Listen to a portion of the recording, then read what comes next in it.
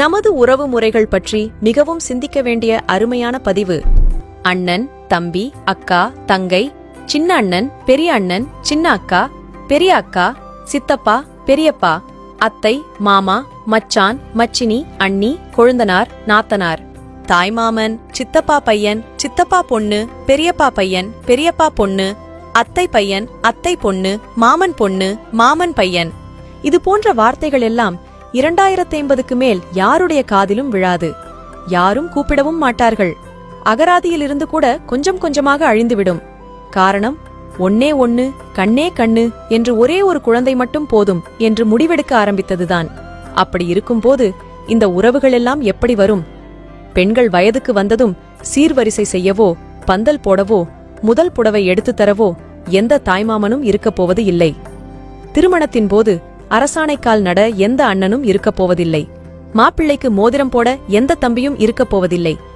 குழந்தைக்கு மொட்டை போட யார் மடியில் உட்கார வைப்பார்கள்? கட்டி கொடுத்த பெண்ணுக்கு ஏதாவது பிரச்சனை என்றால் அண்ணனும் தம்பியும் பறந்து செல்வார்கள். இனி யார் போவார்?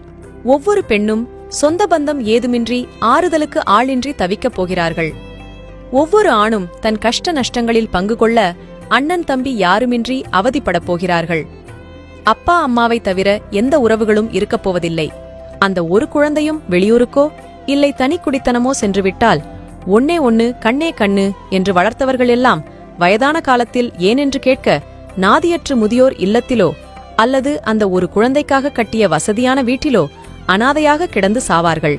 உறவுகளின் உன்னத மதிப்பை உணராமல் பொருளாதார முன்னேற்றத்தை மட்டுமே குறிக்கோளாக கொண்டு ஒரு குழந்தைக்கு மேல் வேண்டாம் என சோம்பேறித்தனப்பட்டு எந்திர வாழ்க்கை வாழ்ந்து கொண்டிருக்கும் அத்தனை பேருக்கும் இதே நிலைதான். உடல்நிலை சரியில்லாமல் ஆஸ்பிட்டலில் சேர்க்கப்பட்டால் ஓடோடி வந்து பார்க்க உறவுகள் வேண்டாமா? சின்ன சின்ன விஷயங்களுக்கெல்லாம் எனக்கு உனக்கு என்று சண்டை போடும் அதே குழந்தைகள்தான் வயதான காலத்தில் அப்பா அம்மாவுக்கு ஏதாவது ஒன்று என்றால் நான், நீ என்று ஓடி வருவார்கள்.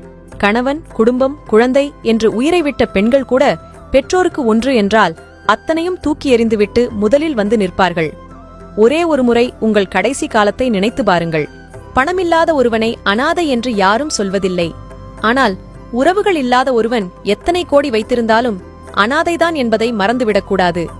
கார், பங்களா, வசதி வாய்ப்புகளுடன் ஒன்னே ஒன்னு, கண்ணே கண்ணு என்ற பெயரில் உறவுகளற்ற ஒரு அனாதையை வளர்ப்பதற்கும் வயதான காலத்தில் நாதியற்று சாவதற்குமா இவ்வளவு பாடுபட்டு ஓடி ஓடி சம்பாதிக்கிறீர்கள்?